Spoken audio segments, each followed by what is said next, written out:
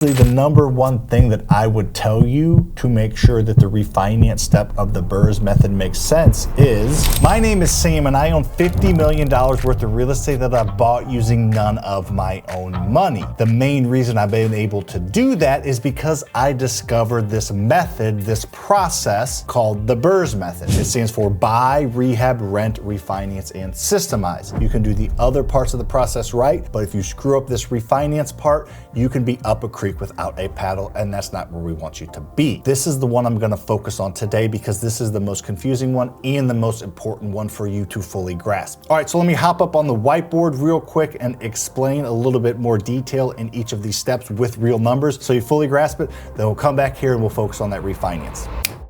All right, let's go over the BRRRRS method. I'm gonna go over one of my recent examples to show you the math and explain how this works a little bit again. This is the step we're gonna focus on for the rest of the video, but let's get them all covered now. All right, in order to do the BRRRRS method, all you need is a distressed property and an initial short-term funding source. We're gonna use a private lender and a distressed house for this example. So the first step is buy. So what you're gonna do is you're gonna buy a distressed property using somebody else's money. Let's say that you can buy this distressed property for $185,000. It needs work and you can buy it for that from a local wholesaler. And looking at the project and running a conservative budget, you see that it needs about $40,000 worth of rehab. So what you need is you need 225, which again, this is one of my latest examples. You need 225 grand to buy and fix up the property. So you get a $225,000 loan from a private lender. You buy the house and then you fix it up using the money that they gave you. Now you have 225 grand of their money in the deal. They want their money back. They didn't just give it to you because you're friends or because you know each other, because acquaintances. It's an investment for them. So the next step is you get the property rented. And in today's market, you have short-term rental option, depending on the area, midterm rental option, long-term rentals, either market or Section 8. So you have a lot of different ways to produce as much cash flow as you can to make this all work. So you bought it, you fixed up, you got it rented. And now I'm gonna explain this process in a minute. Here's where you can get an 80% cash out refinance. This property is a real property. I thought it was worth $310,000. Regardless, I believe it ended up appraising for like $302,000. So let's give a $300,000 appraisal to keep my math easy. The lender we went to gave us a check for $240,000. They handed us a cashier's check for $240K. We took that $240K and we paid back our private lender their $225, plus we gave them about $12K in interest. So they gave me a check for $225. I wrote them a check back for $237.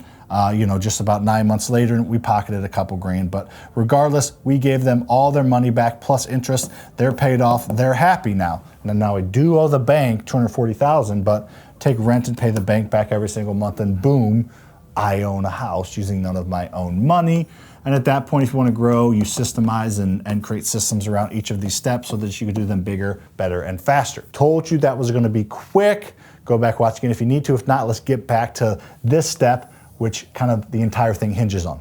The refinance step is doing a cash out refinance where you're getting a loan to pay off your other loans. Now that may sound confusing. Some people, most people, when they kind of start to understand this method, they say, why don't you skip that short-term funding and go straight to the bank? Skip a step and do it a little bit more efficiently. While that sounds great in your mind, it's not great in reality because these long-term funding sources I'm getting ready to talk to you about, they don't want to lend you money on a property that needs repairs or needs fixing up. They only want to lend you money on a property that is already fixed up and already rented. Unfortunately for us, you're not going to get a discount on a property that's fixed up and rented. Therefore, you would have to do the traditional route. Let's say you want to buy a property that's already fixed up and rented for $100,000. If you go to a bank and you want to finance that, the bank will say, great, we will finance you on this $100,000 property. We will give you a loan for 80% of the $100,000 or $80,000. So you bring 20 grand cash or 20% to the table,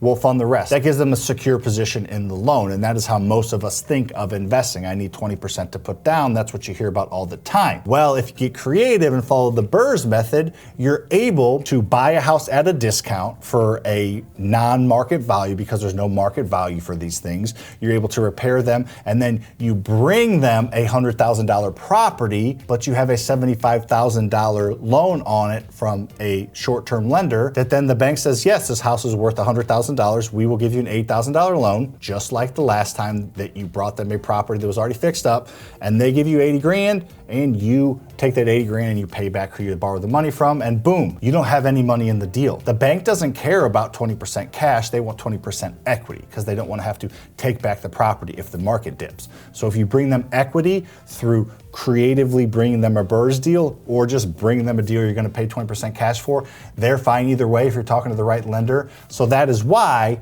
you can't go straight to the bank unless you want to use your own money. If you don't have your own money to use or don't want to use your own money, follow the BRRRRS method I just went over. All right, so the two types of funding that you're gonna most likely encounter when you're coming across the refinance part of the BRRRRS method is small local community banks and DSCR lenders. Let's break both of them down. Small local banks are banks that are willing to lend you money on a property based on the value of that property. You cannot go to Bank of America, you cannot go to Commerce Bank, you cannot go to Wells Fargo and get the type of loan that you need to do the BRRRRS method. These banks don't actually end up owning your mortgage. They technically sell it off. And you've probably heard the phrase, sell it off on the secondary market. Well, that's what these big banks and these big mortgage companies do. That is why they require so much from you to get a loan on your personal house. They're gonna want your income, your credit score, your debt to income ratio. They're gonna look at every little part of you to decide if they're gonna lend you money on the property. It's almost the opposite when you go to small local banks. They're gonna look at you a little bit, but they are going to focus a lot of their lending criteria on the actual property. It's called asset-based lending, and they can do that because they don't sell the properties off or they don't sell the loans off on the secondary market. Fannie Mae and Freddie Mac, who buy the loans from these big banks, they need every single thing to be in this tight little box. That's why they are so stringent in their approval process, and that's why you're only allowed to do 10 mortgages from a traditional lender. These small local banks do not sell the properties off on the secondary market. They hold the notes in-house. They hold them in-house because they want a portfolio of loans just like you want a portfolio of rental property. Now, if you understand the BRRRRS method, you understand that you're not gonna cash flow a ton. You're using none of your own money to buy the #1 wealth creating asset in the world, real estate. So there has to be some kind of drawback, and that is you're not gonna cash flow a ton. While you should be cash flowing a few $100 a month, that's not a ton to write home about unless you stack a ton of different rentals on top of each other like I have and a lot of my students do. So these small local banks similarly don't make a ton of money on your loan every single month. That's why they want a portfolio of loans, just like you want a portfolio of property. So you're achieving the same thing, just in a different way. So these small local banks are great to work with. Of course, like anything else, any other business, there's a spectrum of how aggressive they will be or won't be and how much they like to work with real estate investors versus small business owners that own maybe a retail business or an automotive shop or a landscaping business. These small local banks work with small local businesses, and some favor real estate investors and some favor other types of businesses. So just talk to other investors in your area and see what banks they use. They will gladly give you a warm referral. Now, if you don't know any other real estate investors in your area, that's a problem. While I can't fix that overnight, what you do need to do is you need to get connected with your local community, join your local Facebook group, join your local real estate investing meetup, and talk to other active investors, and they will give you a referral of a bank to use. Shoot, there's probably some type of lending source, some type of small local bank that works with real estate investors that sponsors that Facebook page or sponsors that meetup.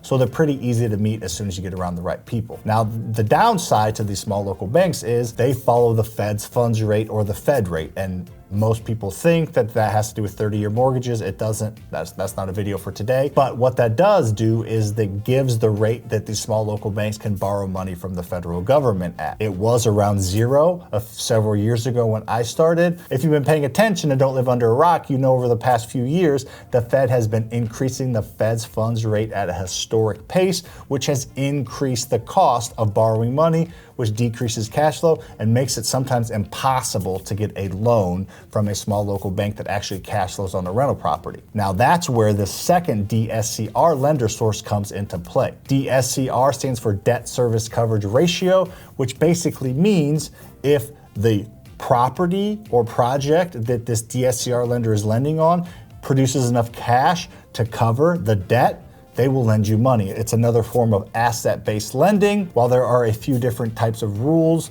and regulations compared to small local banks, they are a great option that has come into light over the past couple years because small local banks have not been as attractive to use. For example, we're not gonna get all mathy here, but if a small local bank will give you a $200,000 mortgage at 8% over 20 years, that payment's gonna be a lot higher than if I get a loan from a DSCR lender over 30 years, longer time frame, lower monthly payment at maybe 6.5%. And that's what I've been doing and what a lot of people have been doing to cash flow is getting in front of these DSCR lenders and taking advantage of their long-term fixed rate, lower interest rate mortgages compared to small local banks. Now, of course, you can kind of get quotes from both, but DSCR lenders are going to be cheaper right now, assuming you qualify. And in fact, I have a national DSCR lending company that has the lowest rates that I have seen out there advertised. So if you're interested in getting a refinance done on a new property or one of your rentals you already have at a high rate, just check out the description and get a hold of Faster Freedom Capital and we can give you a quote. And if it works, great. We've been doing very well and helping people cash flow hundreds of dollars more a month just by switching up their financing source.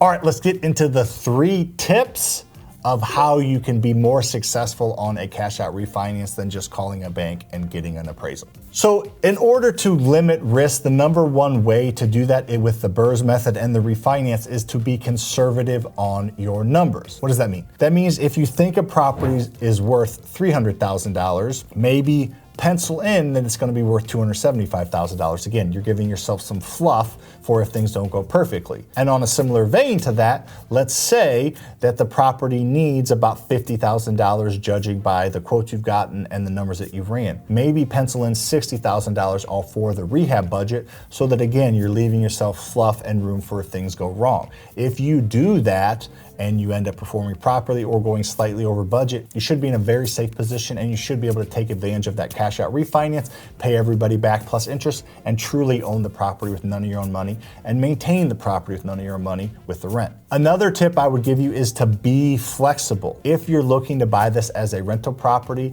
and you get to the table and you get an appraisal and it doesn't appraise out and you have to come out of pocket a few grand, either have the flexibility to do that or have the flexibility to sell the dang thing. That's a beautiful thing about real estate is if you have a property that you need 20% equity in to refinance and get all your money back and pay everybody back, but for some reason you fall short of that and you're all in 85%, well, there's still 15% profit there. Now, of course, you're gonna have to pay an agent to sell it, but you can potentially get out of that thing and still make a few bucks and move on to the next one. So be flexible in having maybe a few extra grand lying around in case it doesn't work perfectly, or be willing to sell it at any point if it doesn't look like it's gonna pencil out and take your profits and move on to the next one. And lastly, the number one thing that I would tell you to make sure that the refinance step of the BRRRRS method makes sense is meet the appraiser at the property. What happens when you get a loan from a DSCR lender or a small local bank is they're going to send a professional third-party appraiser out to the property and they're going to take that appraisal and they're going to base their 75 or 80% loan to you on that appraised or market value. Now that appraiser is going to look at other properties in the area to get their number, but coming up with an ARV or after repair value or appraised value, there's a little bit of art, there's a little bit of science, and then of course there's a little bit of math. So if you're able to meet them, introduce yourself to them, and have a conversation with them when they're at home or in their office, writing all their numbers and coming up with a value, they're gonna remember meeting you, and I promise you that they will.